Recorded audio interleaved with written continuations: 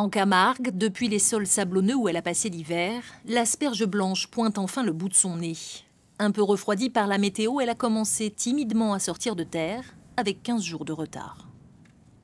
Il faut une certaine température dans la butte, il faut à peu près 12 degrés pour que l'asperge le pousse.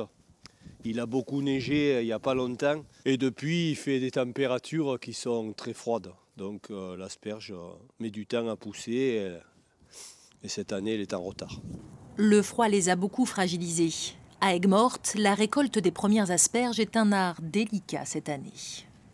Voilà, il faut la ramasser doucement comme ça, sinon on la ramasserait que les pointes et les courtes. Elle se casserait? Elle se casse, ouais, elle se casse. Parce que cette année, il a tombé beaucoup de l'eau, alors il est fragile. Elle pousse discrètement sous le sable, à l'abri de la lumière.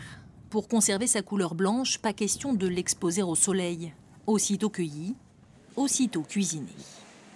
À Montpellier, le chef de ce restaurant les attend chaque année avec beaucoup d'impatience. Pour lui, les asperges, c'est un peu le printemps qui entre en cuisine. Un cuisinier voit les asperges arriver, on voit aussi plein d'autres produits, les jeunes produits, les légumes primeurs. La nature se met en route. Dans la tête du chef, les idées de recettes bouillonnent. Cette semaine, à la carte de son restaurant, il propose des asperges panées.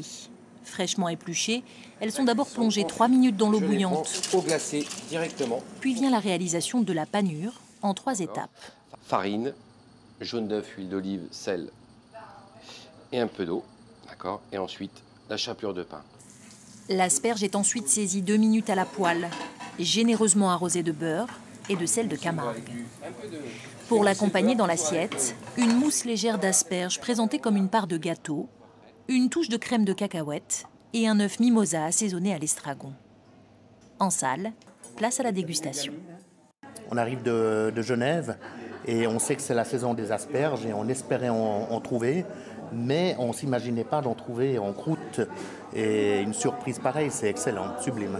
C'est juste craquant, fondant et très original. La présentation est juste magnifique parce que l'œil, c'est aussi important et c'est délicieux.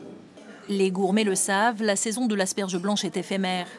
Dans moins de 2 mois, elle aura déjà disparu des cartes des restaurants, mais elle laissera la place aux asperges vertes et violettes.